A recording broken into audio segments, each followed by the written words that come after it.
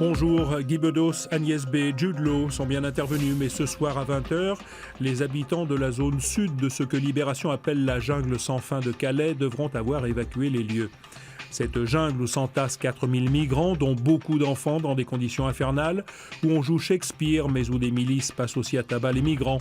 Des migrants qui ne rêvent que d'Angleterre et de son marché du travail plus dynamique et flexible que celui de la France. Des migrants qui vont être relocalisés.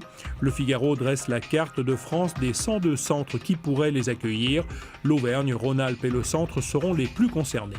Unédic et droit du travail, voilà bien deux autres défis pour François Hollande. Compte tenu du contexte économique, les négociations sur l'assurance chômage s'annoncent ardues et la réforme du Code du travail portée par Myriam El Khomri inquiète jusqu'aux membres du gouvernement. Le Monde estime même que le maintien en l'état du texte pourrait provoquer le départ des fidèles de Martine Aubry de la majorité du PS. Les coups pleuvent de tous les côtés, rien d'étonnant alors à voir à la une d'aujourd'hui en France. Myriam El Khomri, Emmanuel Macron, Emmanuel Valls, casqués de blanc pour une visite d'usine à Mulhouse qui s'apparentait à une opération déminage. Le Premier ministre veut dépasser les clivages et les conservatismes pour convaincre les opposants à la réforme. Nous sommes au XXIe siècle, dit-il, quand d'autres sont encore au XIXe. À bon entendeur, salut.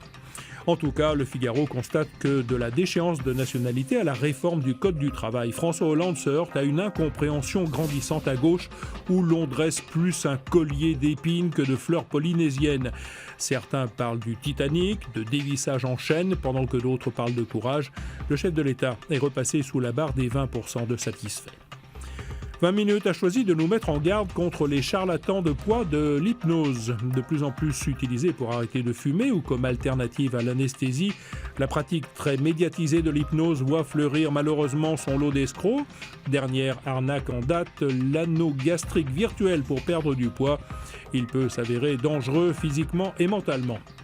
Le monde médical s'alarme aussi de la recrudescence des grossesses après 45 ans. Elles ont plus que triplé en France en un quart de siècle. Des femmes interrogées par Aujourd'hui en France disent leur bonheur, mais une gynécologue rappelle que même si les dons d'ovocytes permettent les grossesses tardives, avoir un enfant après 50 ans présente des risques accrus pour l'enfant et la mère. Arsenal-Barcelone, Juventus de Turin, Bayern de Munich, ces deux matchs auraient constitué une affiche de rêve en finale de la Ligue des Champions. Mais non, le sort en a voulu autrement. Ces monstres du football européen s'affrontent dès les huitièmes de finale ce soir. L'équipe nous garantit son lot de frissons. Bonne journée à tous.